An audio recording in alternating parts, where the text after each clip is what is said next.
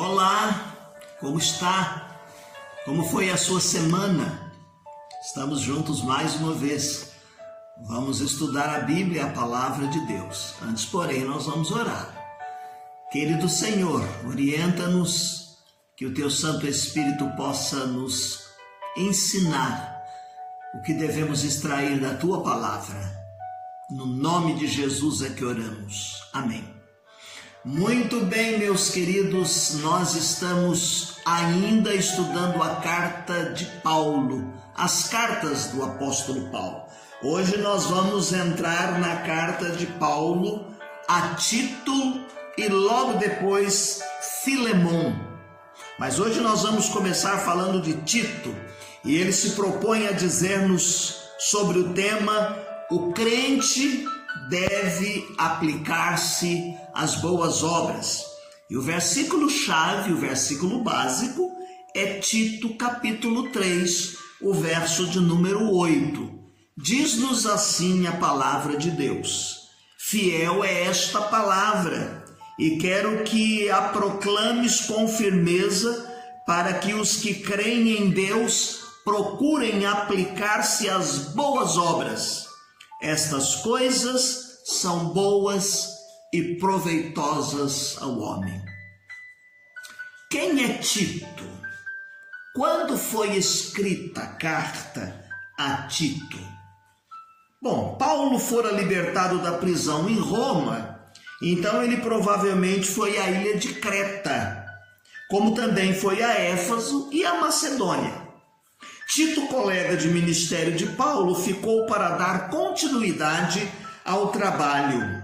Nós vamos perceber aqui muita semelhança entre as cartas de Timóteo e de Tito, porque elas foram escritas praticamente no mesmo período e com o mesmo intuito, o mesmo ideal. Então, a carta de Tito foi escrita posteriormente para dar-lhe conselhos e encorajamento no desenvolvimento do seu ministério. Há uma grande dificuldade aqui, porque as igrejas que Paulo e os seus companheiros organizaram, onde eles desenvolveram essa missão, eram num contexto pagão marcado por um tipo de imoralidade muito grande. Vejam que os crentes se convertiam e saíam deste contexto. E havia aqui uma dificuldade, os crentes mais velhos agora se relacionarem com essas pessoas que vieram de ambiente imoral. Será que seria uma situação fácil de se lidar, de se tratar? Haviam problemas, por exemplo, como perversão, como maldade, como indolência, licenciosidade. Então as pessoas que vinham deste contexto precisavam ser orientadas agora para elas saberem que, ao se converterem, agora a fé cristã que lhes é ensinada, a palavra de Deus que chega aos seus corações, faz com que haja um progresso, faça com que haja a vivência num contexto diferente daquele contexto que eles viviam anteriormente. Agora é um contexto em que eles vão encontrar valores centralizados na proclamação do Evangelho. Será que é fácil isso para o neoconverso? Será que é fácil para a igreja receber no seu seio, muitas vezes, pessoa que vem de contextos adversos? E nesse caso aqui, por exemplo, diz que as pessoas vinham de contextos de imoralidade, de licenciosidade, de maldade, de indolência.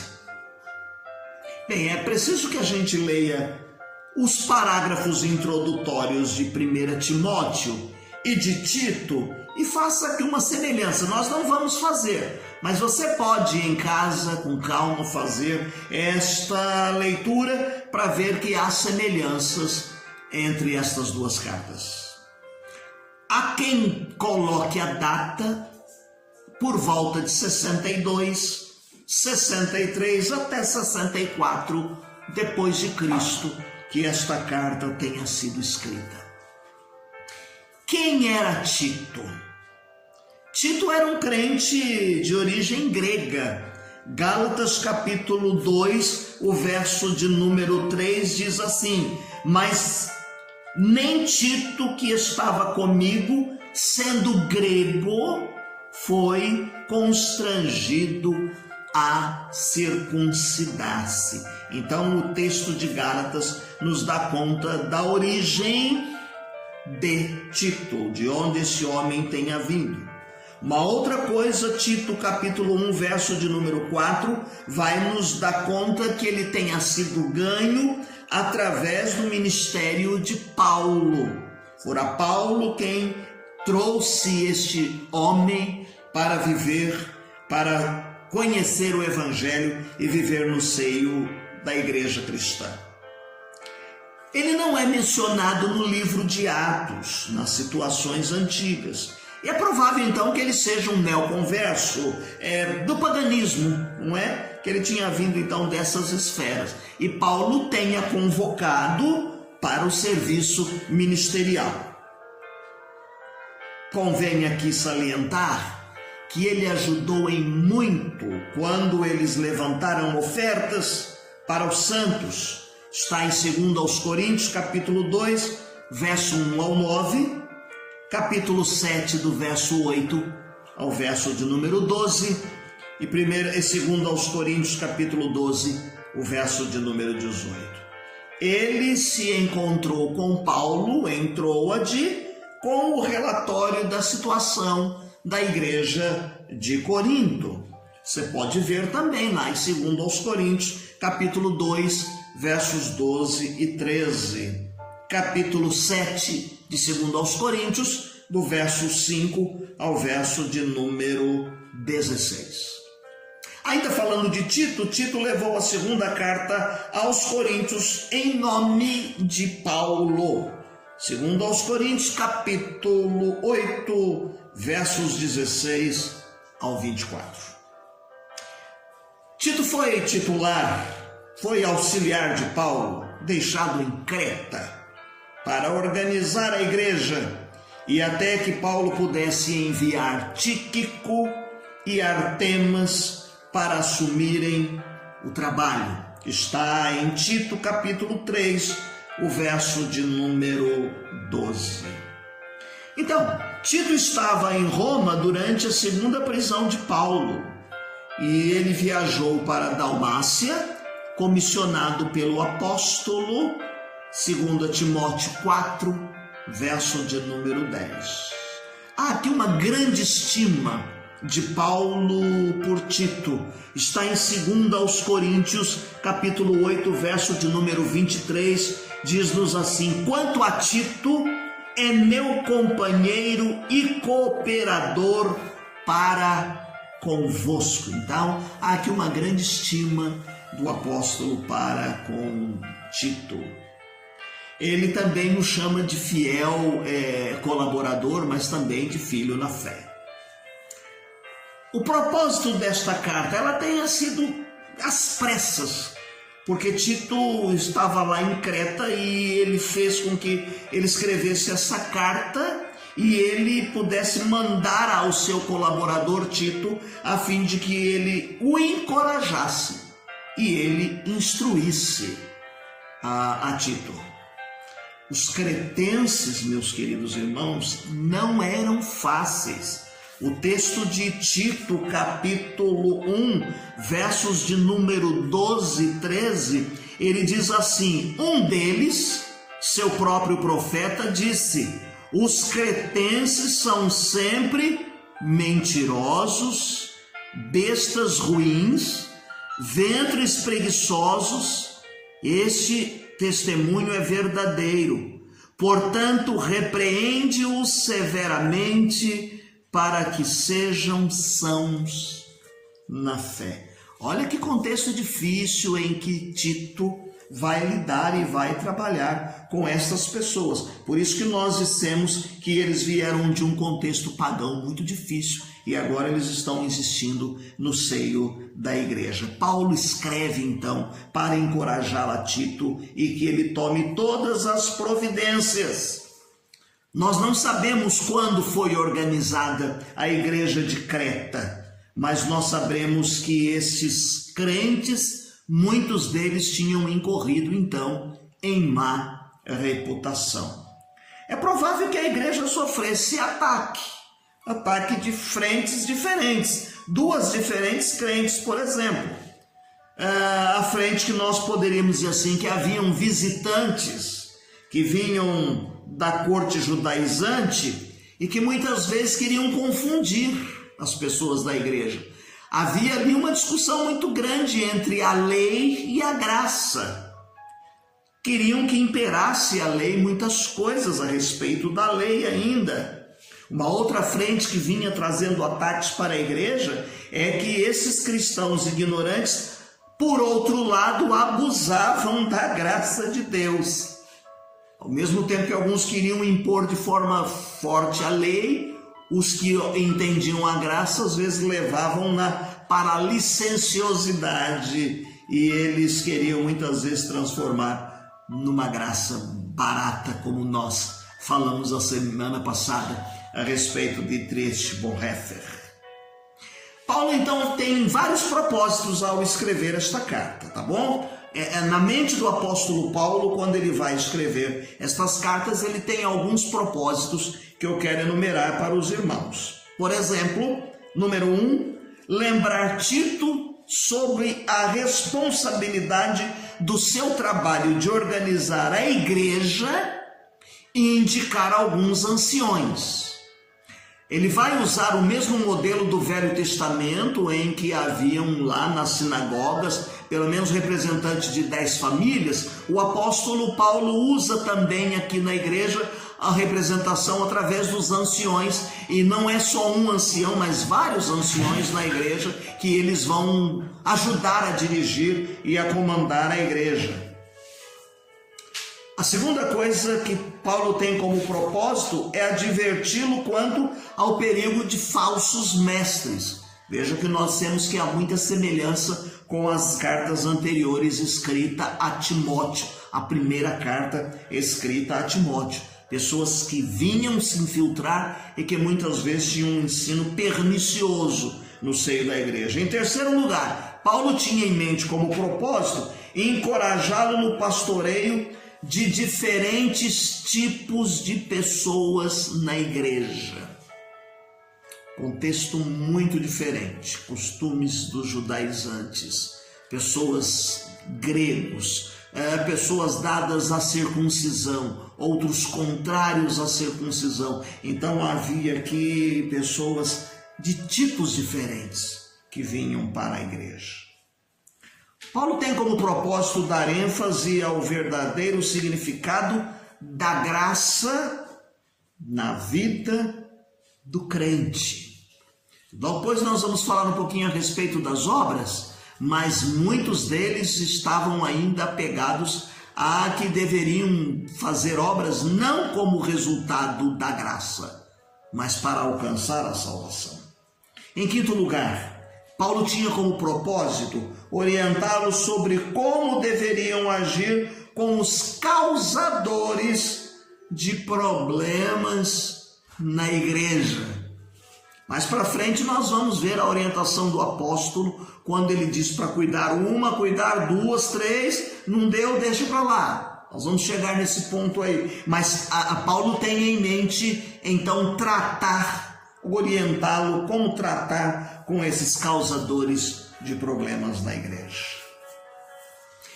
Quando nós falamos da ênfase da epístola, você vai perceber que há palavras aparentemente repetidas. Repetidas palavras aqui vão nos ajudar a entender a preocupação de Paulo para com a igreja de Creta.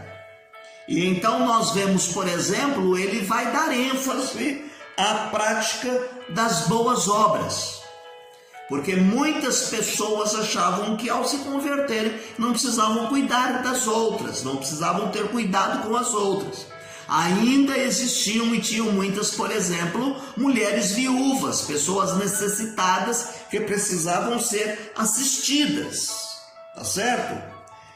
Salvo pela graça significa ser salvo para as boas obras. Para as boas obras. Tiago diz assim: você tem fé? Mostra-me as suas obras. Porque a fé sem obras é morta.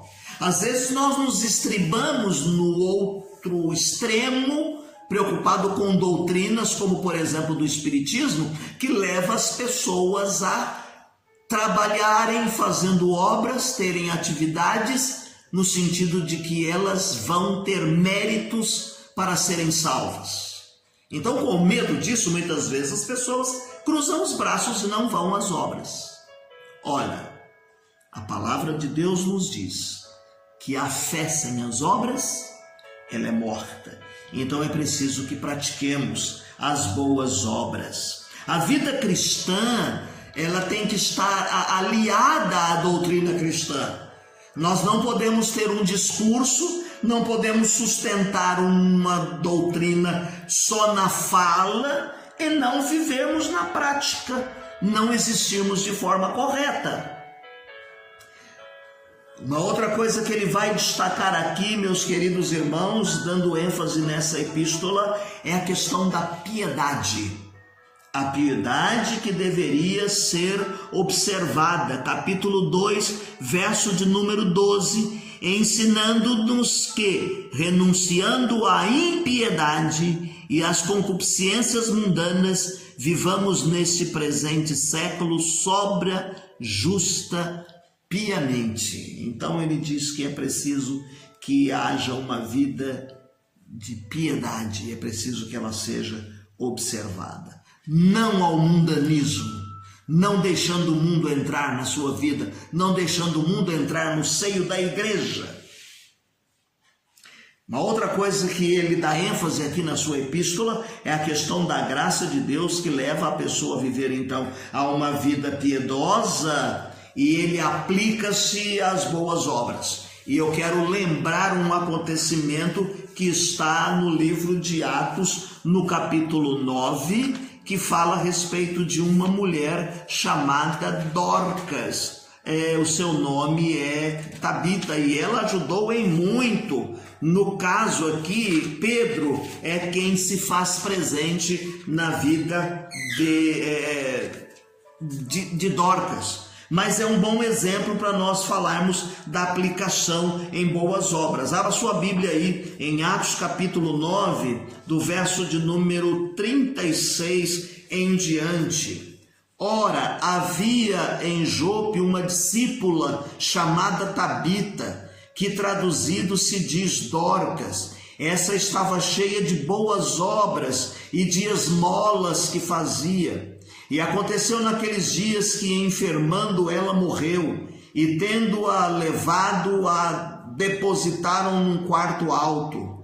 E como Lida era perto de Jope, ouvindo os discípulos que Pedro estava ali, lhe mandaram 2 varões, rogando-lhe que não se demorasse para vir ter com eles. E levantando-se, Pedro foi com eles, e quando chegou, levaram ao quarto alto, e todas as viúvas rodearam chorando, e mostrando as túnicas e vestidos que Dorcas fizera quando estava com elas. Mas Pedro, fazendo-a sair, e todas pôs-se de joelho e orou, e voltando-se para o corpo disse: Tabita, levanta-te. E ela abriu os olhos e, vendo Pedro, assentou-se. Então aqui a questão que eu quero enfatizar são as boas obras. Ela cuidava das pessoas e ela fazia esmolas, dava esmolas, e essas mulheres estavam mostrando aqui as roupas que ela fazia e dava a essas pessoas, vestia estas pessoas. No nosso próximo encontro nós vamos falar um pouquinho a respeito da estrutura da carta de Tito. A introdução, que está no capítulo 1, do verso 1 ao 4, qualificações dos ministros, capítulo 1, de 5 a 9, repreensão de falsos mestres, que está no capítulo 1, do verso 10 ao 16, Os diferentes grupos na igreja, capítulo 2, de 1 a 15, a responsabilidade da vida cristã, que está no capítulo 3, de 1 a 11, e as solicitações de ordem pessoal, que está no capítulo 3, do verso 12 ao verso de número 15. No final da nossa transmissão, você vai perceber aí os textos para a sua leitura diária. Não deixe de ler a Bíblia todos os dias, tá bom? Além da leitura diária proposta pela nossa lição, você tem aquele formulário que fora distribuído no início do ano pela igreja, querendo cumprir este ano a leitura de toda a Bíblia em um ano. Termino lendo um dos nossos hinos do cantor cristão, o de número 490, Com Cristo é céu. Depois que Cristo me salvou, em céu o mundo se tornou. Até no meio do saber é céu a Cristo conhecer. Oh, aleluia, sim é céu, fluir perdão que concedeu, em terra ou mar, seja onde for, é céu andar com o Senhor. Para mim, longe estava o céu, mas quando Cristo me valeu, feliz sentiu meu coração entrar no céu da retidão. Bem pouco importa me ir morar em alto monte à beira-mar, em caso gruta, boa ou ruim, com Cristo aí é céu para mim. Deus te abençoe. Tenha uma semana feliz, uma semana abençoada.